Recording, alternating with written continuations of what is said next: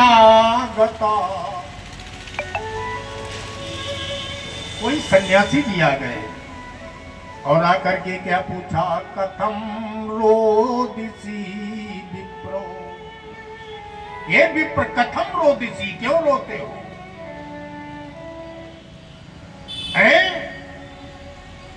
हे सन्यासी जी, क्या है? दिग्जीवितम पुत्रहीनम। मेरे पुत्र नहीं है। मैंने विचार किया, दिग्जीवितम, जीवन बेकार है बिना पुत्र के। हाँ, मैं प्राण त्यागने के लिए आया हूं, प्राण त्यागना चाहता हूं। अच्छा,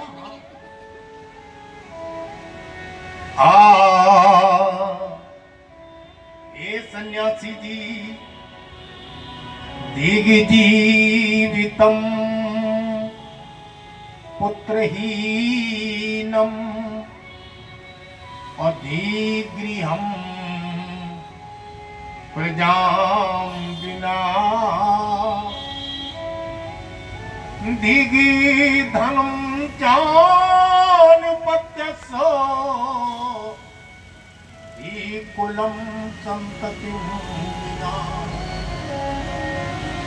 दिग्जीवितम प्रजाहीनम। बिना पुत्र के जीवन बेकार। दिक्कुलम संततिम विना, बिना संतान के कुल बेकार। दिग्धनम जानुपत्य से, अगर पत्नी नहीं है तो सब धन बेकार। और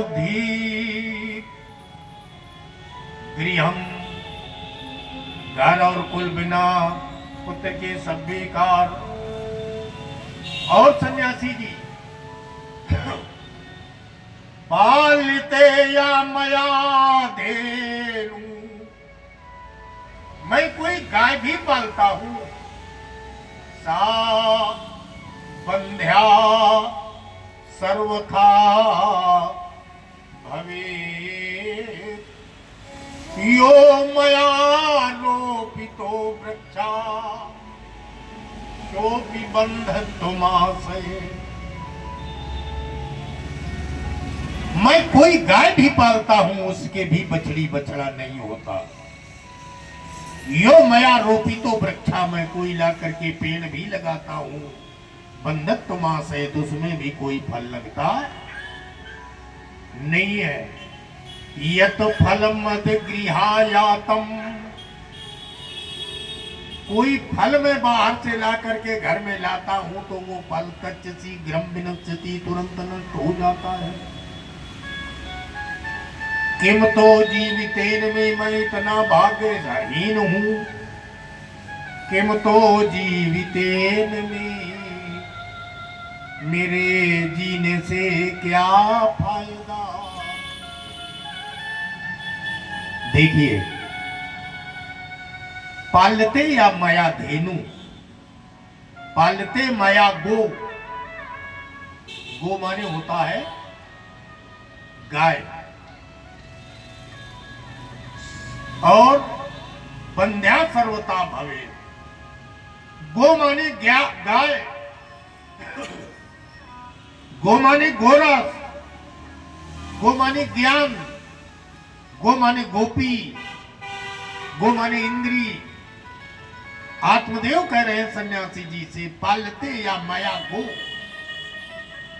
पालते, अगर मैं पालन करता हूं, गो कोई ज्ञान का अनुष्ठान, हरवंश पुराण, भागवत, ऐसे पुराणों का मैं पालन करके अगर सुनता हूं, बंधत्व मां से। मैंने सुना है पुत्र प्राप्ति के रास्ते हरवंश पुराण, भागवत पुराण, ये पुराण है। लेकिन पालते या माया, इन ज्ञान के अनुष्ठानों का मैं पालन करके करता हूं, लेकिन बंधत्व मां से, उनमें भी बंधत्व नहीं कटता, उनसे भी मेरे यहां संतान नहीं होती। और यो मया रोपितो वृक्षा, मैं वृक्ष भी लगाता हूं, फल नहीं लगता। नहीं, इसका अर्थ ये नहीं है वृक्ष लगाता हूं फल नहीं होता। हाँ, इसका अर्थ है यो मया आरोपितो गर्भा,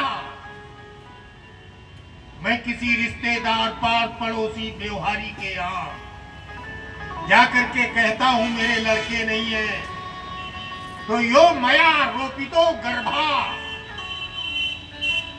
उसके घर में बच्चा पैदा होना है तो मैं आरोपित कर देता हूं कि ये गर्भ मुझे जो कुछ पैदा हो मुझे दे देना।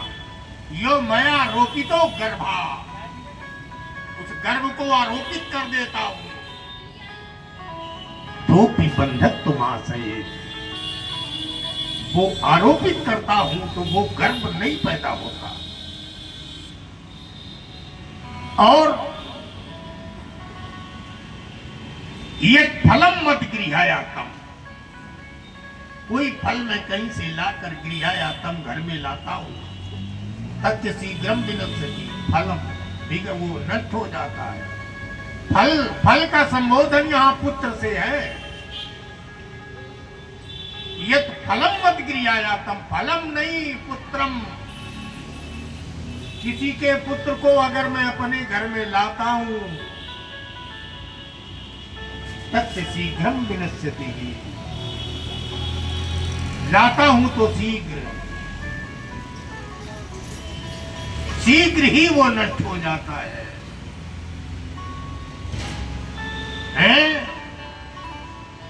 निर्भाग्यस्यानुपत्यस्य किंतु जीवितेन में, अगर मैं इतना भाग्यहीन हूं, ज्ञान के अनुष्ठान से भी पुत्र नहीं, किसी का गर्भ आरोपित करता हूं तो उसकी भी संतान नहीं होती।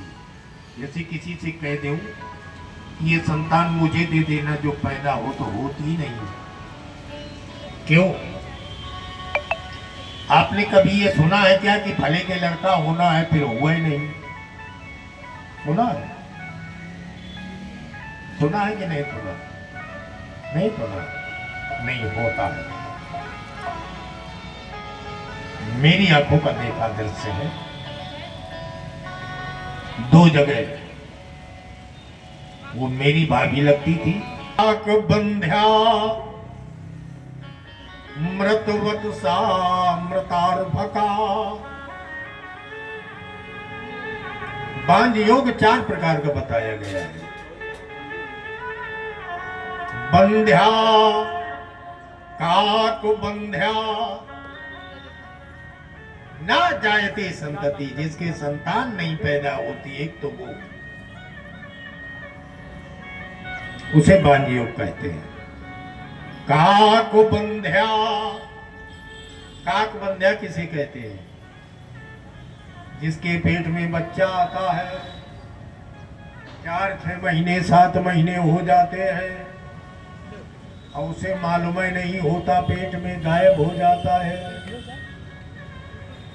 अर्थात वो पानी बन करके निकल जाता है। क्या बन के? उसे भी नहीं ज्ञान होता, उसे भी ज्ञान नहीं होता, उसे काक बंध्या कहते हैं। मृतवत सा मृतार्भका, किसी के संतान पैदा होती है, 1-2 साल की हुई और ज्यादा टिकती नहीं है। किसी के पैदा नहीं होती, पेट ही में कुछ दिन हुए तो मालूम होता है कि पैदा। बंध्या काक बंध्या मृतो वत्सा मृतार्भका, 4 प्रकार की, इनमें चारों में काटने के लिए या तो ये कटे या मेरे प्राण चले जाए। हे सन्यासी जी, अब सन्यासी जी ने विचार किया, समस्या बड़ी कठिन हो गई। अब यहां ये है आत्मदेव और मैं हूं दो पे दो है, अगर ये मर जाएगा तो ब्रह्मत्या मुझे लग जाएगी। बहुत समझाया, क्या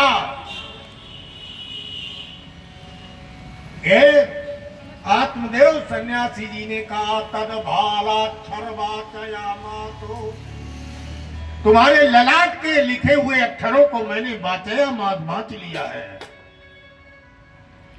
क्या लिखा है? सत्ता जन्मावधि तो पुत्रो नैव नैव चो।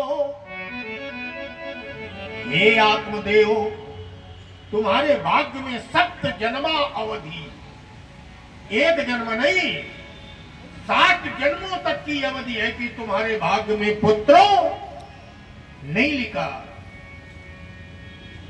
आत्मदेव ने कहा, महाराज सन्यासी जी, अगर ऐसा है तब तो मुझे तुरंत मर जाना चाहिए। क्यों? अरे कहीं जन्म लेऊंगा फिर जल्दी मर जाऊंगा, जन्म लेऊंगा फिर जल्दी, ऐसे 7 बार मर जाऊंगा तो 8वीं बार में तो है।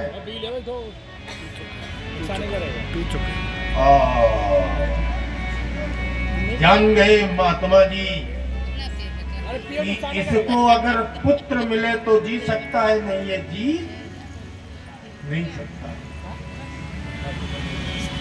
हाँ, योगी थे।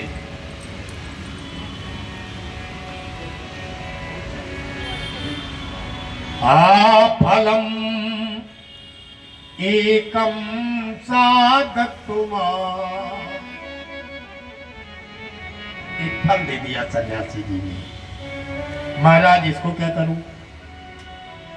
इदम भक्षे पत्न्या तुम, क्या? इदम फलम भक्षे तुम पत्न्या, इसे तुम्हारी पत्नी खा ले। तथा पुत्रो भविष्यति, बड़ी समस्या है। बड़े बड़े योगियों की मति भ्रम में आ जाती है। इधर तो कह रहे हैं कि 7 जन्मों तक तुम्हारे भाग्य में पुत्र नहीं है, इधर कह रहे हैं, इधर फल दे रहे हैं कि पत्नी को खिला दो, और वचन भी दे रहे हैं कि इदम भक्षय पत्न्या, अगर तुम्हारी पत्नी इसे खा लेगी तथा पुत्रो भविष्यति, तो पुत्र होगा। लेकिन इधर ये नहीं देख रहे कि इसके भाग्य में तो लिखा नहीं है। अब भाग्य के अक्षर क्या मिट जाएंगे? लाए प्राण नहीं दिए, आ गए। पत्नी कौन थी आत्मदेव की? धुंधुली। धुंधुली का मतलब मालूम? जैसे आज का दिन, आज जो दिन बन रहा तो बहुत धूप नहीं रही और बहुत अंधेला नहीं रहा, तो ऐसे दिन को धुंधली कहते हैं। आज दिन भर धुंधली छाई रही है ना। तो धुंधली का मतलब ना बिल्कुल बादल और ना होशियार, बीच में ना पागल हो और ना होशियार हो। लाए आत्मदेव, इदम भक्षे तुम, ले धुंधली, इस फल को खा लो। तथा पुत्रो भविष्यति, ले लिया और लेकर के विचार किया, अगर कई फलों से संतान होने लगती तब तो लोग 10-10, 20-20 खा करके कर लेते। बहन आ गई, खाना भी नहीं खाया उस दिन, बैठी है कि कह गए पहले पल खाना।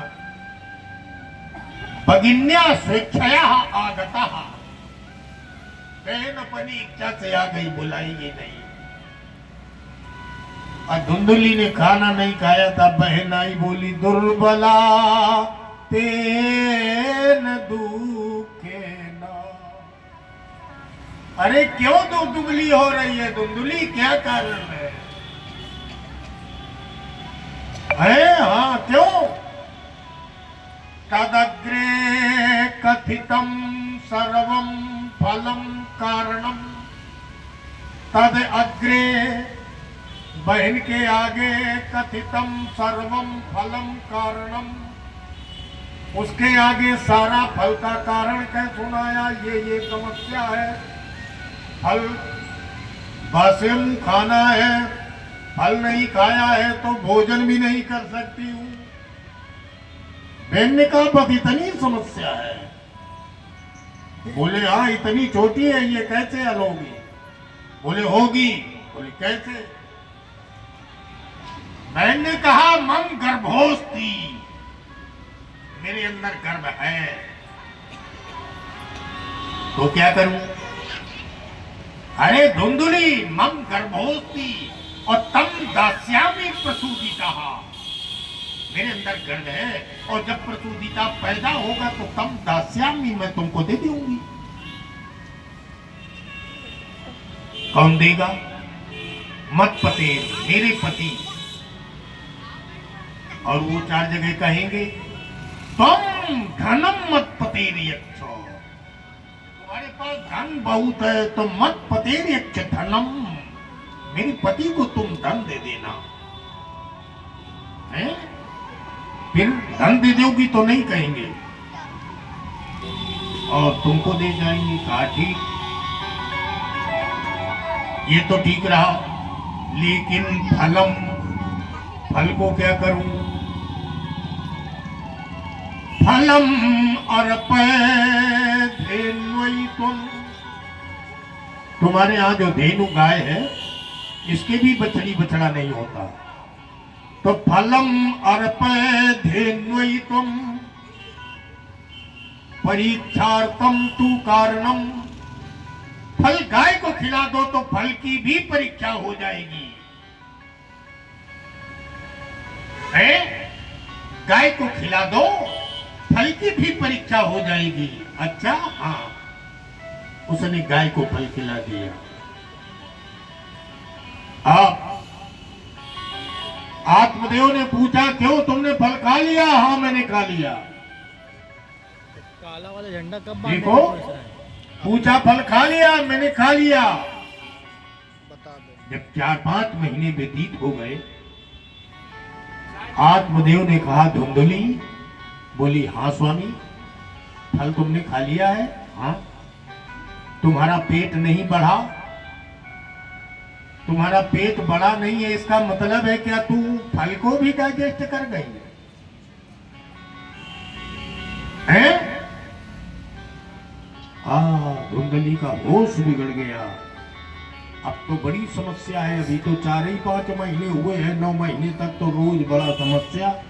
आज पति कह रहे हैं, कल पड़ोसी कहेंगे, रिश्तेदार कहेंगे, और अचानक लड़का मिलेगा बहन का तो फिर बड़ा आफत गुजर जाएगी। क्या किया उसने? सोई और रात्रि 4 बजे का एकदम बड़ी जोर से बैठ के रोने लगी। आत्मदेव बोले क्या है, क्या है, क्यों रो रही है? अरे बात तो बताओ, क्यों रो रही है?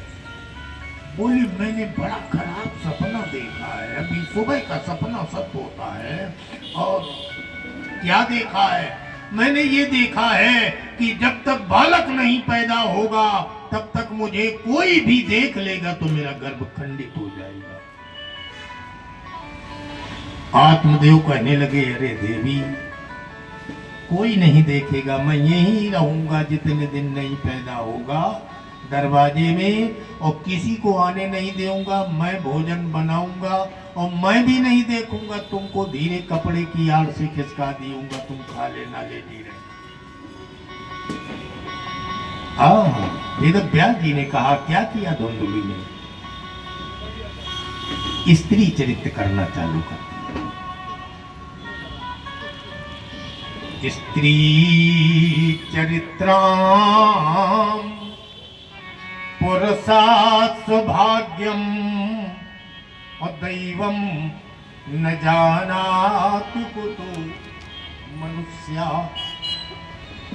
दो चीजों को देवता भी नहीं जानते। कौन कौन? स्त्री चरित्राम पुरुषात् सौभाग्यम और दैवम न जानातु कुतो मनुष्या। किसको? स्त्री चरित्रम। देखो स्त्री, तुम लोगों के चरित्र को नहीं, स्त्री चरित्रम। स्त्री किसको कहते हैं? विचारे स्थिरता नास्ति क्षणत्रयम्। स्त्री उसे कहते हैं विचारे स्थिरता नास्ति क्षणत्रयम्, जिसके विचार 3 क्षण भी स्थिर न रहे। अभी कुछ बोले, फिर कुछ बोलने लगे, फिर कुछ बोलने लगे। विचारे स्थिरता नास्ति क्षणत्रयम्, जिसके विचार 3 क्षण भी स्थिर न रहे, उसे कहते हैं स्त्री। यहाँ तो कोई ऐसा है नहीं। या तो भाई जो कोई कहता है तो नई जिंदगी बच्ची कहता, घंटे तो दिखाता ही है कि नहीं? अरे ना महीने 2 महीने टिकाता होगा तो घंटे तो याद रखता होगा कि हमने क्या कहा। स्त्री तो उसे कहते हैं कि क्षणत्रयम् स्थिरता नास्ति, जिसके विचार स्थिर ना रहे 3 क्षण, उसे स्त्री कहते हैं। इनके लिए वेदव्यास जी ने लिखा कि स्त्री चरित्राम अपरसात् सौभाग्यम अदैवम न जानाति कुतो मनुष्या। इस तरह जिसके विचार स्थिर नहीं रहते, ऐसी स्त्रियों उसे स्त्री कहते हैं। अब एक प्रश्न उठ गया, अगर उनको स्त्री कहते हैं तो हमको क्या कहते हैं? तुम्हारा प्रश्न है, मेरा नहीं है। कि अगर उनको स्त्री हमको नहीं कहते, उनको कहते हैं तो हमको क्या कहते हैं? है ना? एक नाम आप लोगों का नारी भी है नहीं? नारी किसे कहते हैं? यस्तु नार्यस्तु पूज्यन्ते रमन्ते तत्र देवता। ना अरी नहीं है शत्रुता किसी से बैर भाव नहीं है, बड़ा प्रेम है, स्नेह है। और यस्त नार्यस्तु पूज्यन्ते, उसकी बात सब घर भर पूरा मानता है। बात मानने का, सम्मान करने का मतलब होता है पूजा। उसी का नाम पूजा है। तो उसकी सब पूजा करता है। अब वो भी सबको ऐसे शब्द बोलती है जो पूजनीय शब्द है। यस्त नार्यस्तु पूज्यन्ते, वो घर भी पूजनीय है, वो नारी भी पूजनीय है, वो सारे सदस्य भी पूजनीय है, उसे नारी कहते हैं। चलो, नारी भी न तो समझो तो एक नाम तुम लोगों का है पत्नी, है ना? पत्नी का अर्थ क्या होगा? पतनम एव पतंदसः। पत्नी किसे कहते हैं? पतनम एव पतंदसः। पत्नी उसे कहते हैं जो स्वयं पतन से बचे, अपने पति को पतन से बचा ले, उसे कहते हैं पत्नी। जो स्वयं पतन से बचे, अपने पति को पतन से बचा ले, उसे कहते हैं पत्नी।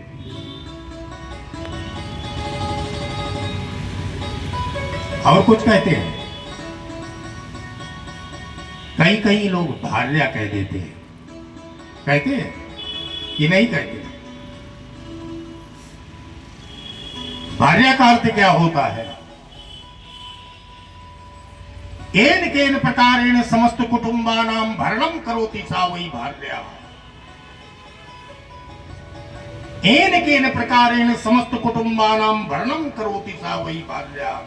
किसी ना किसी प्रकार से दुख सुख को सहते हुए समस्त कुटुंब का भरण पोषण जो करती है उसी का नाम है भार्या।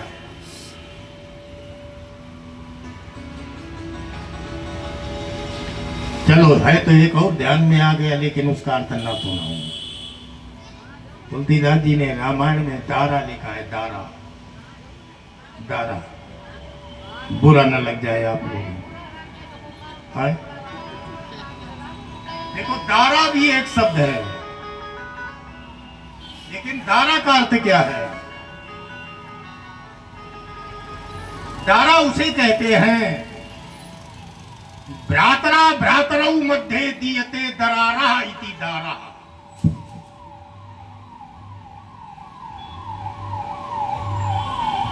दारा उसको कहते हैं भ्रातरा भ्रातरौ मध्ये दीयते दरारा इति दारा,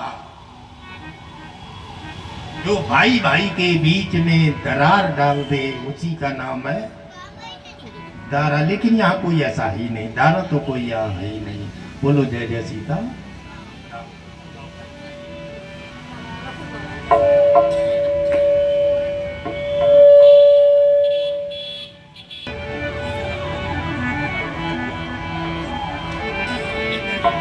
हरि ओम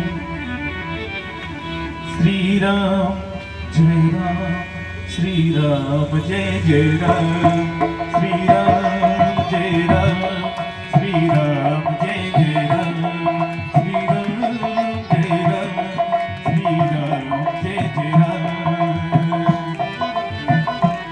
एक बार जो रघुवर की नजरों का इशारा हो जाए, श्री राम जय राम, श्री राम जय जय राम, श्री राम जय राम, श्री राम जय जय राम। एक बार जो रघुवर की नजरों का मैं तेरी लगन में हो जाऊं, दुनिया से किनारा हो जाए।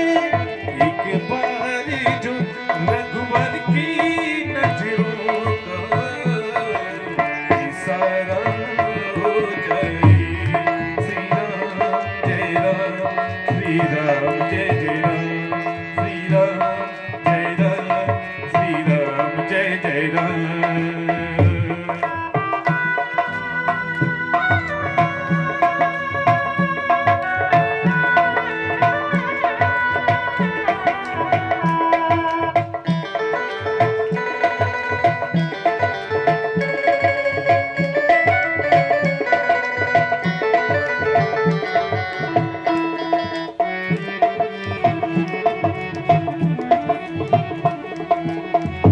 श्री राम तुम्हारे महफिल में तकदीर बनाई जाती है।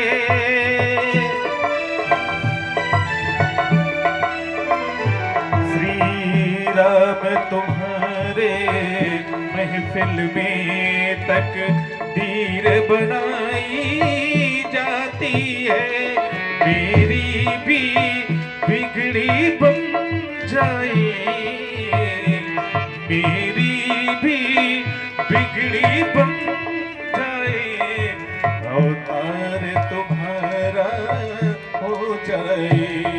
एक बार जो रघुवर की नजरों का इशारा हो जाए, श्री राम जय राम, श्री राम जय जय राम, श्री राम श्री राम, श्री राम जय जय राम, श्री राम जय